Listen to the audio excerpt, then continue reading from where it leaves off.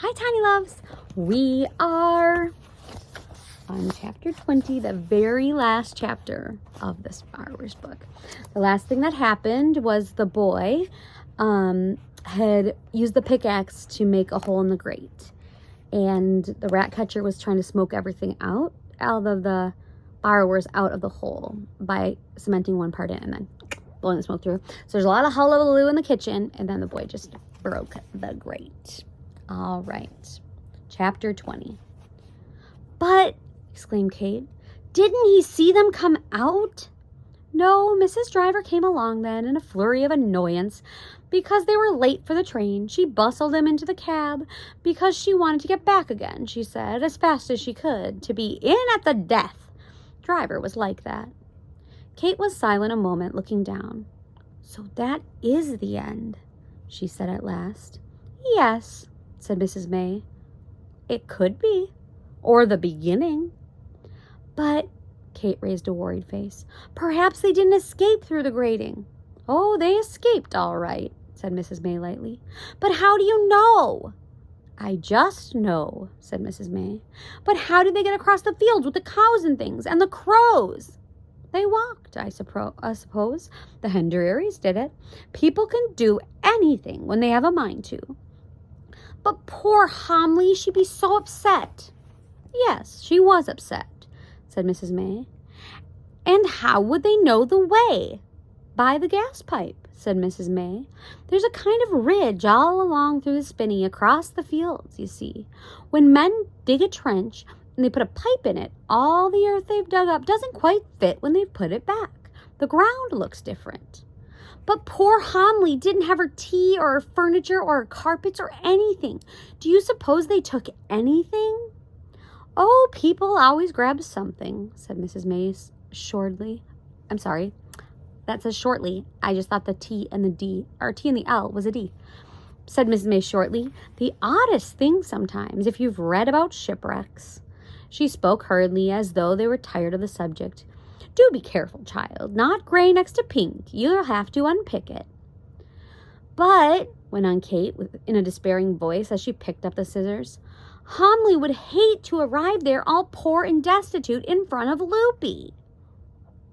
Destitute, said Mrs. May patiently, and Loopy wasn't there, remember? Loopy never came back. And you know what Homley would do?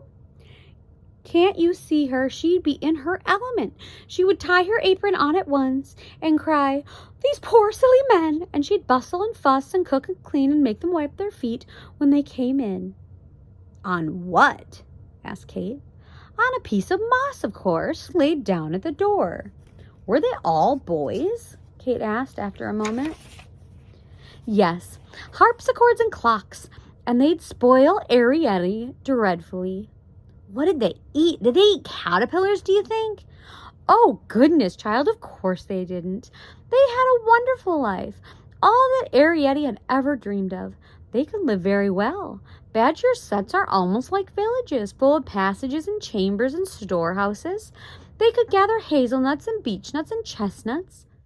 They could gather corn, which they could store and grind into flour just as humans do. It was all there for them. They didn't even have to plant it. They had honey. They could make elderflower tea and lime tea. They had hips and haws and blackberries and sloes. S-L-O-E-S. I don't know what that means. And wild strawberries. The boys could fish in the stream, and a minnow to them would be as big as a mackerel to you. They had birds' eggs, any amount of them, for custards and cakes and omelets. You see, they would know where to look for these things. And they had greens and salad, of course. Think of the salad made from those tender shoots of young hawthorn, bread and cheese, we used to call it, with sorrel and dandelion, and a sprinkling of thyme and wild garlic. Homley was a good cook, remember. It wasn't for nothing that the clocks had lived under the kitchen. But the danger, cried Kate. The weasels and the crows and the stoats and all those things. Yes, agreed Mrs. May. Of course there was danger. There's danger everywhere, but no more for them than for many human beings. At least they didn't have wars. And what about the early settlers in America? Those people who farm in the middle of the big game country in Africa and on the edge of the jungles in India, they get to know the habits of the animals.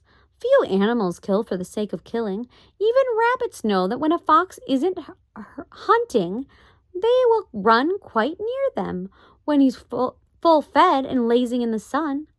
These were boys, remember? They would learn to hunt for the pot and how to protect themselves. I don't suppose Arrietty and Homley would wander far afield. Arrietty would, said Kate. Yes, agreed Miss May, laughing. I suppose Arrietty might. So they'd have meat, said Kate. Yes, sometimes. But borrowers are borrowers, not killers, I think, said Mrs. May. That if a stoat, say, killed a partridge, they would borrow a leg. And if a fox killed a rabbit, they'd use the fur? Yes, for rugs and things. Supposing, said Kate, when they had a little roast, they skinned haws and baked them, would they taste like brown potatoes? Perhaps, said Mrs. May. But they couldn't cook in a badger set. I suppose they cooked out of doors. How would they keep warm in the winter? Do you know what I think? Said Mrs. May. She laid down her work and leaned forward a little. I think that they didn't live in a badger's set at all. I think they used it, with all its passages and storerooms, as a great honeycomb of an entrance hall. None but they would know the secret way through the tunnels which led at last to their home. Borrowers love passages, and they love gates, and they love to live a long way from their own front doors. Where would they live then? I was wondering, said Mrs. May, about the gas pipe. Oh, yes, said Kate. I see what you mean. The soil's all soft and sandy up there. I think they'd go right through the badger set and dig out a circular chamber level with the gas pipe. And off this chamber, all around it, there'd be little rooms like cabins. I think, said Mrs. May, that they'd bore 3 little pinholes in the gas pipe. One would be so tiny that you could hardly see it, and that one would always be a light. The other 2 would have stoppers in them, and when they wanted to light the gas, they'd pull it out. They would light the bigger ones from the smaller burner. That's where they'd cook, and that would give them light. But would they be so clever? But they are clever, Mrs. May assured her. Very clever. Much too clever to live near a gas pipe and not use it. They're borrowers, remember? But they'd want a little air hole. Oh, said Mrs. May quickly, they did have one. How do you know? Asked Kate. Because once I was up there, I smelled hot pot. Oh, cried Kate excitedly. She twisted round and knelt up on the hassock. So you did go up there? So that's how you know. You saw them too. No, said Mrs. May, drawing back a little in her chair. I never saw them, never. But you went up there. You know something. I can see, you know. Yes, I went up there, said Mrs. Mrs. May stared back into Kate's eager face. Hesitant, she seemed, almost a little guilty. Well, she conceded at last, I'll tell you. For what it's worth, when I went to stay in that house, it was just before Aunt Sophie went into the nursing home. I knew the place was going to be sold, so Again, Mrs. May hesitated almost shyly. Well, I took all the furniture out of the doll's house, and I put it in a pillowcase and took it up there.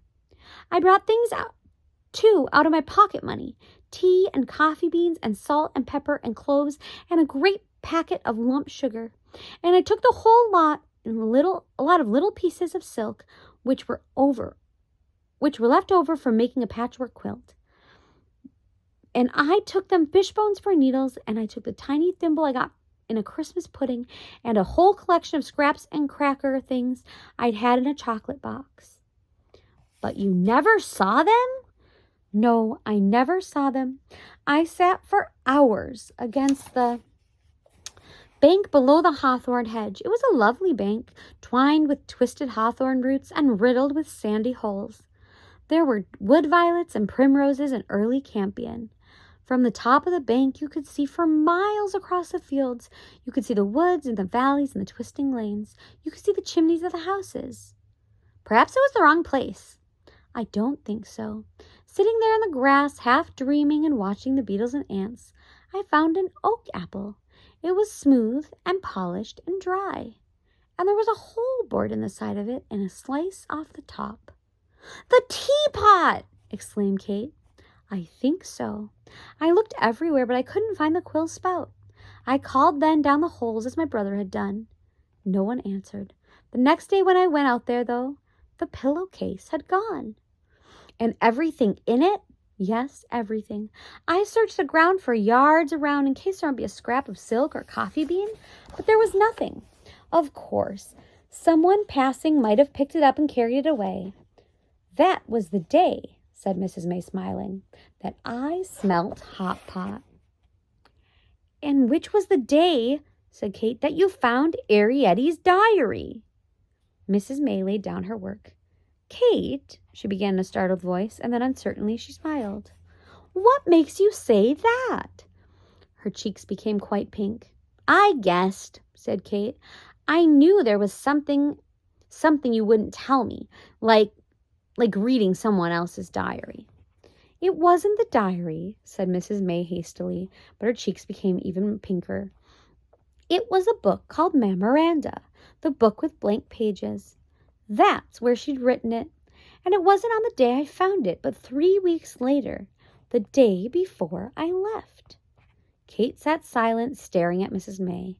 After a while, she drew a long breath. That proves it, she said finally. Underground chamber and all. Not quite, said Mrs. May. Here's a little picture. There's the teapot that's missing a spout.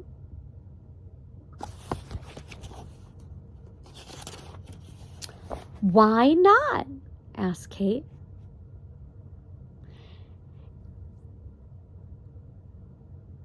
Arrietty used to make her E's like little half-moons with a stroke in the middle.